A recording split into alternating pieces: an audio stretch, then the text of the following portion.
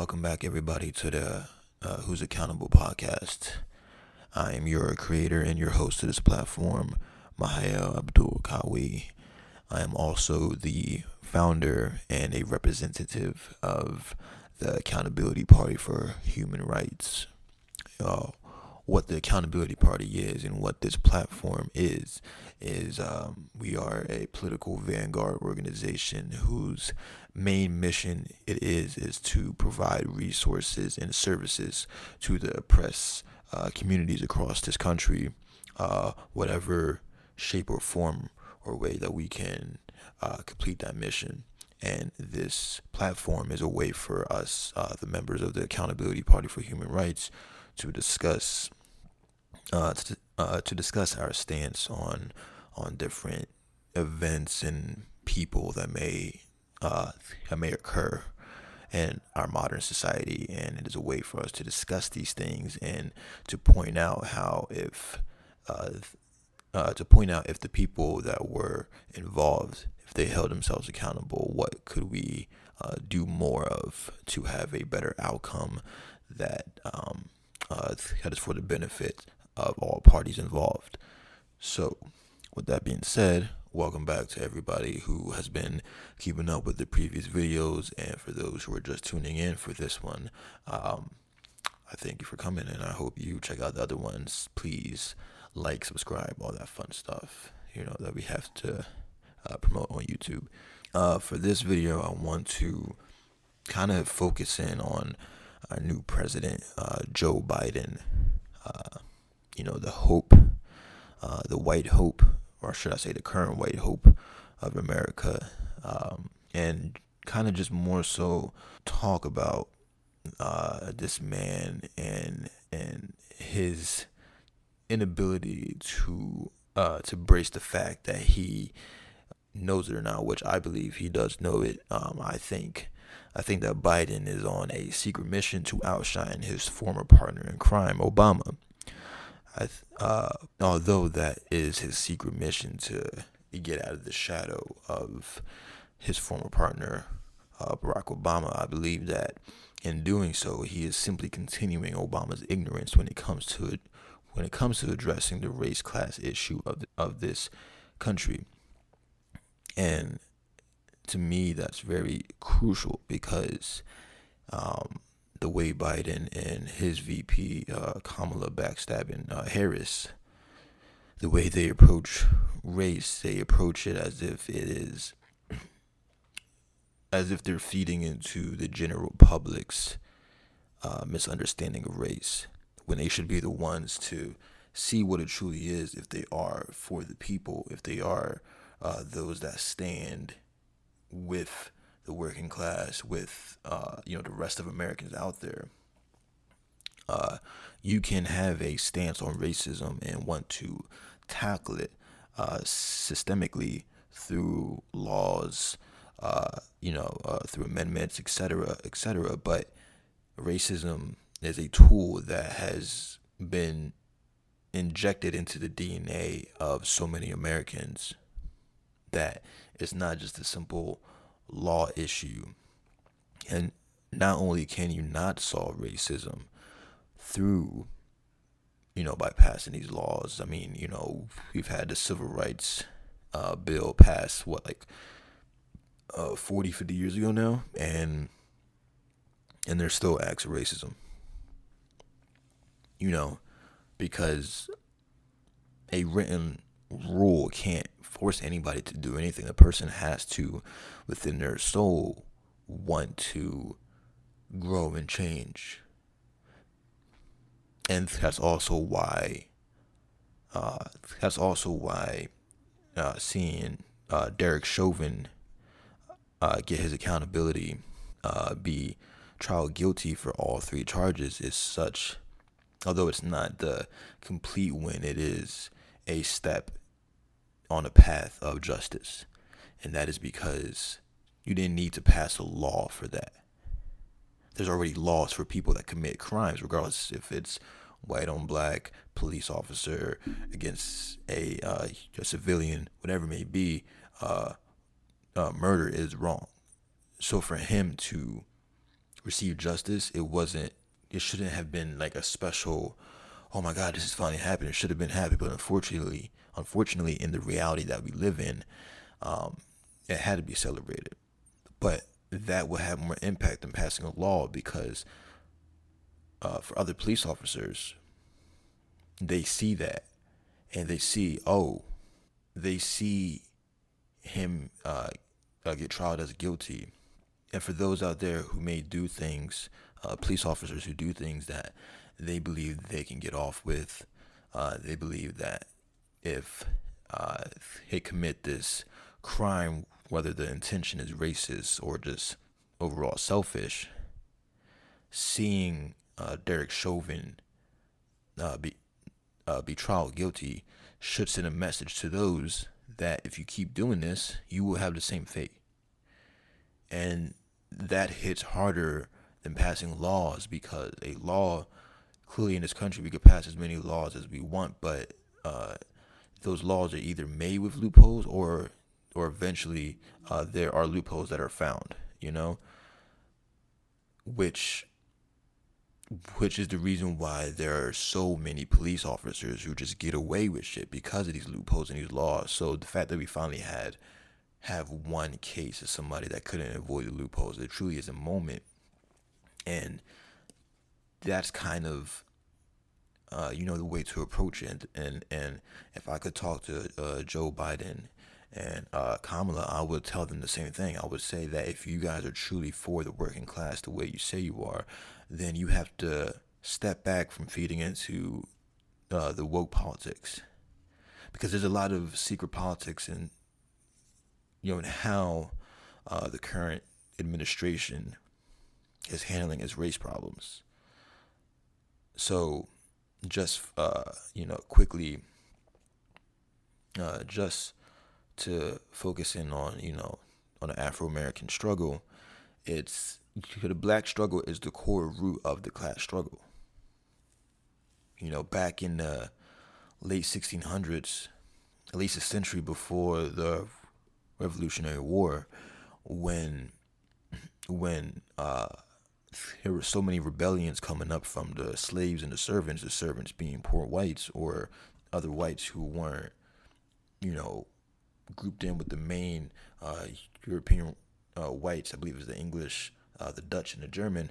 If you were not in that class, if you were Irish or Italian or so, you were a servant, which at that time was very close to being a slave. It was just, they didn't want to give them the same title, but they were still seen the same, which is the reason why both poor whites and white servants were often in rebellions with the African slaves and with the Native American tribes who were close to these colonies. And over time, when the ruling elite started, when they started utilizing racism and resources to further divide this class of oppressed people, by by feeding into the idea that only white servants can leave servitude. Although they never really left servitude, they were still had many obstacles, in terms of getting land and job, and a lot of times they ended up still being servants to the white elite master classes that they were serving before in plantations. So it wasn't really any difference, but it's the surface level of gifts. It's the surface level of favoritism that fed into the poor whites, mental space, and made them think and all that. Okay, we're not part of the ruling class. We may be middle class, may even be lower class, but we're still above these slaves. And then that's when you start to have the early forms of racism start.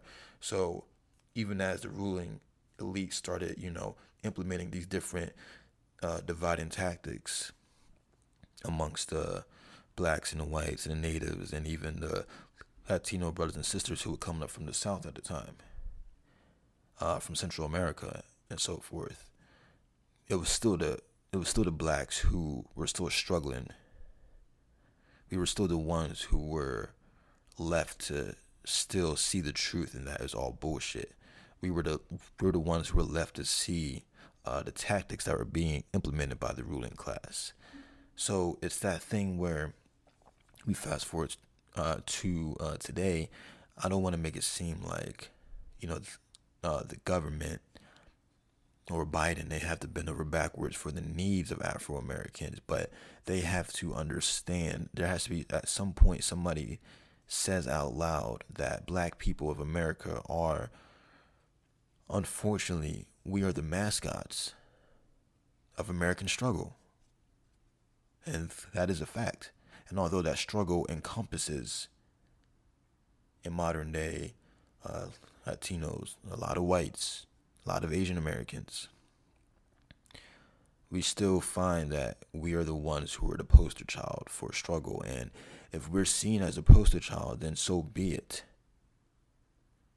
And a lot of Afro American activists who would gladly take that on and gladly accept this responsibility of, okay, if you're going to see us as, that voice that will always speak up, that voice that will always fight, then so be it. We will be. But don't have these other races who should be standing with us thinking all that they represent a separate cause.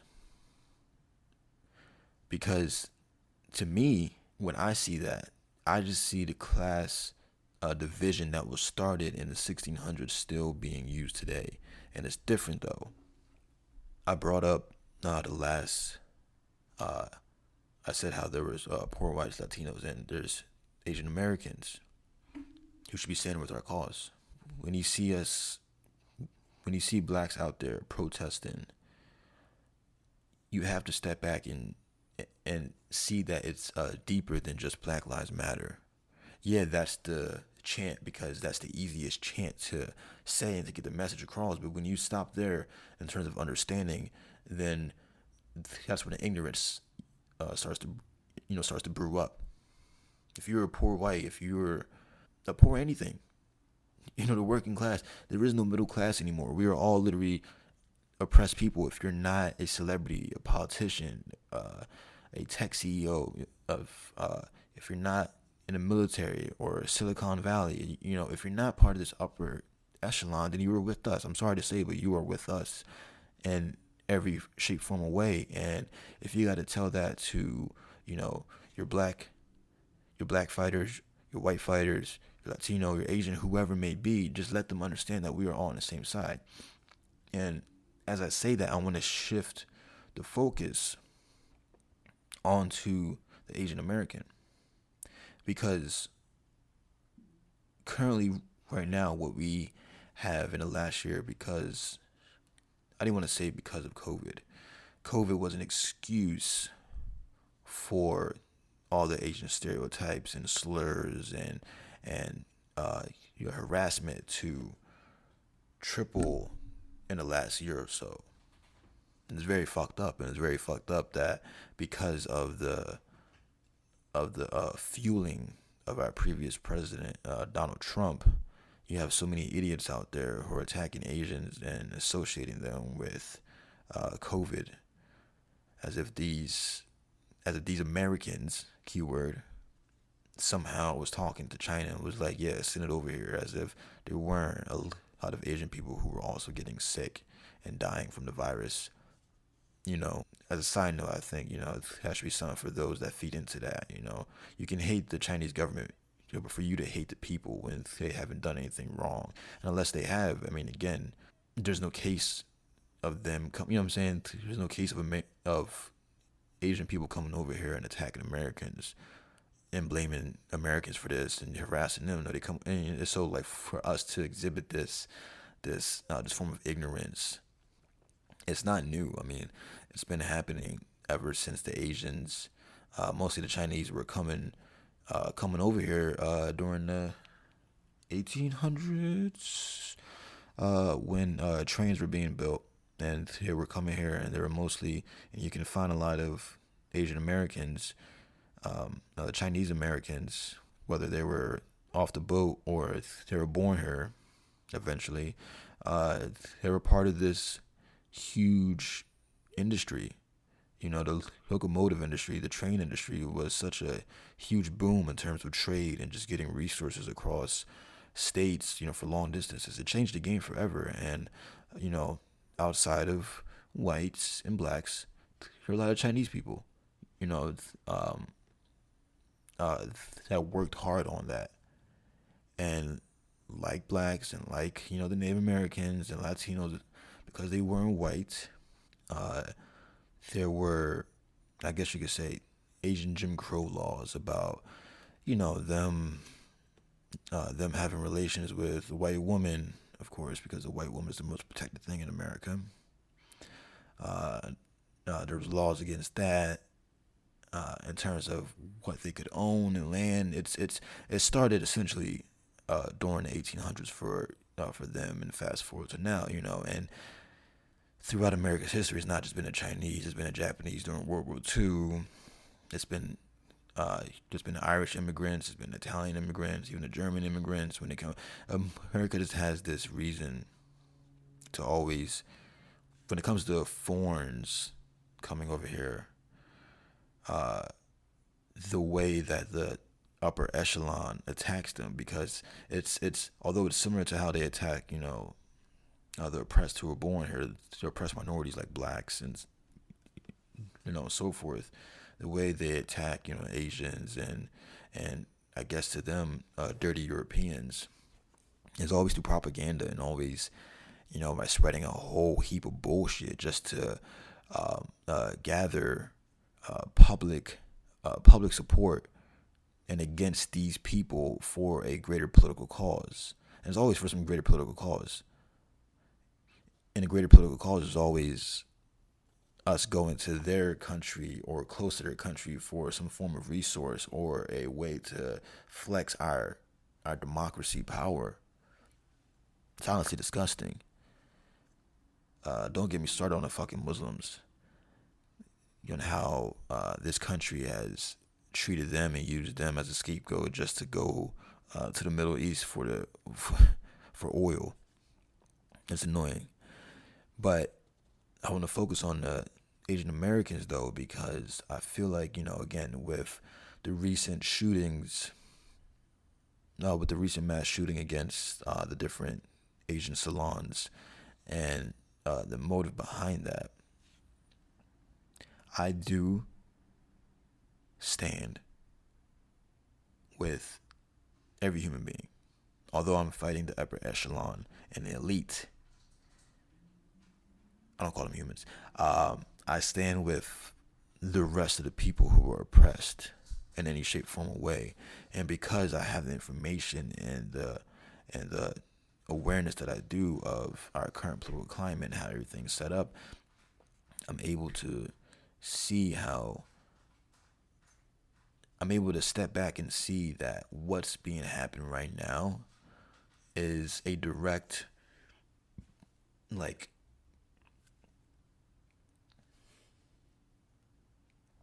when you break it down, you will find that the response that this country's been having towards China,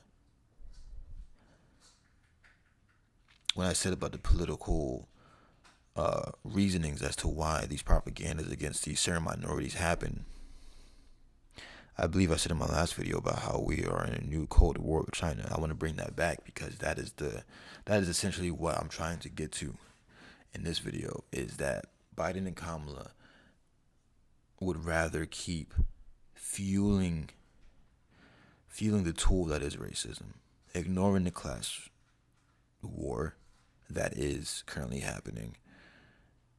And in doing so, not only are they taking the attention and taking the spotlight off the class war, and instead of uniting all the different colors of this class, they want to keep focusing on the tool, which, and according to polls and stats, when you do that, you really cut off a lot of people from understanding, and you really separate a lot of people who may not understand racism the way black people do, because we have to understand it from a very early age. So when you start to have people feeling divided instead of saying what it is, that this is an attack on the working class of America. You separate blacks and whites and natives and uh, Latinos, Hispanics, and Asians. And right now, it's important that we have everybody together, especially the Asians. And by making it a focus again on just racism as a tool, what Biden and Kamala are doing is they're fueling division. They're fueling division because then instead of saying oh, what's happening right now against these Asian American populations is an attack based off of a class struggle that's been deep rooted in this country for a very long time.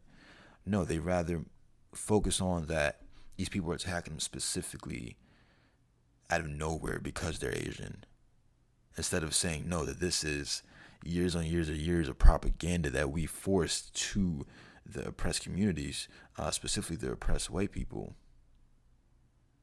because the way the upper echelon sees everybody else is they see that we're dumb enough where they can easily divide us. So they think by passing these bills of to trans and Asian American protection, although I do agree for the protection of everybody, these protections aren't for one, black trans people. It's not going to help them out, especially if they're part of the working class. They're still going to be a threat. And Asian Americans, if you don't have a high celebrity status, you're still going to be attacked. There's no real protection. How about you pass a bill that says the oppressed class of this country protection law? Because that can embody everybody who's being seen as an attack. And then if you do that, you include a lot of people who may think that they don't have no part in the class war, and surprise them to see that they are. And when you see these bills be signed so quickly, while the George Floyd bill, it has more resistance, it makes you really get frustrated at the current climate. That, again, I'm not coming at Asian Americans. I'm here to stand with and protect. And I want to make sure that if we're going to fight for their rights and all, that we also fight for this, that we also fight against a system that's not only hurting Asian Americans, but also black Americans, Latino Americans, Hispanic, and again, white Americans as well. But when you pass these very specific bills for their protection, look at the Civil Rights Bill. They will still be attacked, they will still be segregated, and they will still be oppressed. It's not going to change anything. And because of this fear of this Cold War and Biden in this weird position of trying to suck China's dick and Asia's dick, while at the same time, flex that we have more going than them, that we have a stronger military and our sciences are this and et cetera, et cetera. He doesn't know what the fuck he wants, and in doing so, he's gonna harm more people because he doesn't have a correct stance. And I doubt that he has anybody on his team that's going to hold him accountable as president to make sure that we move forward in a function like, yo, China, I know we've had problems. Yo, Russia, even India. These are three major Asian powerhouses right now going on in Asia: India, China, and Russia. Russia is an old threat, even though they're still trying to, pour propane onto that fire, even though it's dying. China, current problem. India, that's the only thing that we see as we have control, which is why even the COVID surge is happening right now in India is such a bigger deal, because you see America trying to hold on to this. We gotta hold everything for ourselves and make sure that we are okay at the end of the day, but at the same time, see a potential business partner be hit heavily than what we've done. It's America put itself in this position where there's no accountability for the actions that we do. We're either the good guy or the bad guy. We can't be both at the same time. You can't have our cake and eat it too, because then when you approach foreign and your domestic policies with this, I can be good and bad. I can play favorites. It trickles down, and like I said last time, it's a trickle down ego that affects every individual, every citizen, because then they pick up on the ego. And because there are a lot of people out there who don't have awareness, they feed into it. But that's what is already set up for. The upper echelon, they know that there's a difference between those at the upper echelon and those at the bottom. Those at the upper echelon, yes, they operate in ego, but because they have resources and tools and knowledge, they think that they can use it for a better outcome. We, the average people, we're egotistical little demons. We don't know how to think or not. We're cavemen, we're apes and shit like that. So they thinking all that. We're just gonna blindly spread hatred because that's what they want us to do. And in this video and with so many others, I hope that people see what I'm saying and see that right now there should be no crime against anybody of color, anybody in the working class, anybody who is truly a God, good, honest American, regardless of your background, what state you're in, what your religion is, what your sexuality. If you just work hard and just literally just try to live a life, you want to work hard, you want to take care of your family, you want to go to a bar, you want to have friends, you want to be able to have enough money to, have this.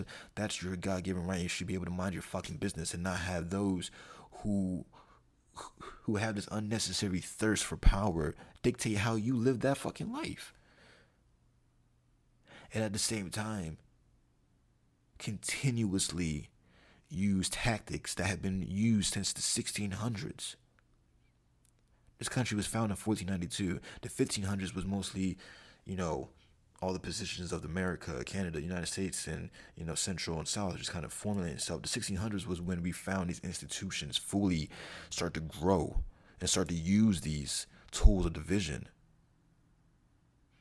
And it's still happening today. Because the same way that the upper echelon saw poor whites, they were like, back in the 1600s, they saw them like, okay, fuck. There's more rebellions. This is a threat to our way of life, which, again, you hear that being used throughout America's history. J. Edgar Hoover, all the way down to Trump and Biden even, Make America Great, Return the Soul of America. These are, keep our way of life strong. Your way of life is upper echelon ruling, bro. No, but yeah, back then you had these, they saw that, there was a lot more rebellions. How can we stop this? Oh, we have to, although we think that these white servants are dirty and they're animals too, we can't let them and African slaves join together in communion and have plans and revolts and have families and shit like that. So again, that's how racism started to form. They had to separate them so that way they can stay in control. And for centuries, they just groom poor whites to think that they're more special than what they are. To the point that we're busy fighting them on the ground floor when we should just be fighting the upper echelon.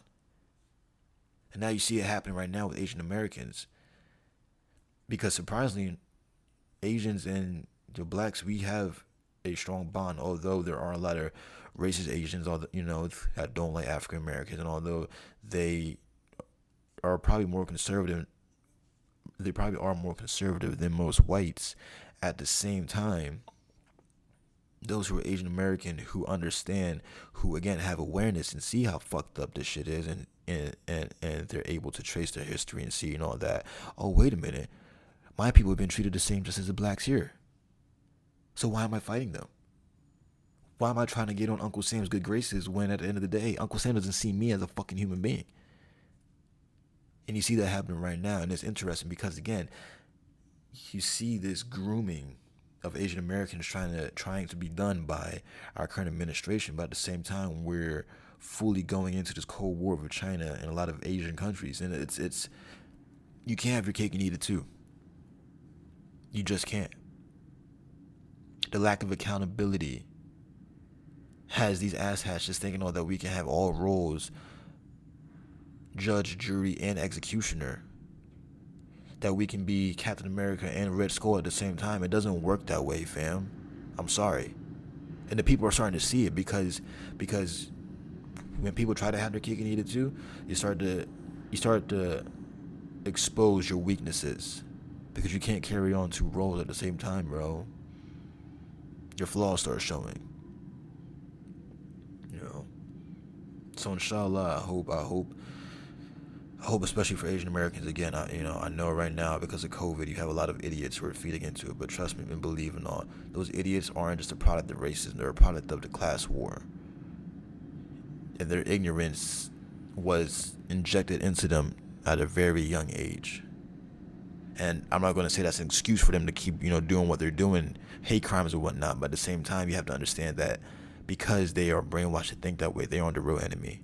And if you really want to stop that, you have to unite with other working class people, black, Hispanic, white, native, and truly fight. And it starts from the ground up. If you really want to fix this nation, if you really want to cleanse it, you have to start from the bottom up. But inshallah.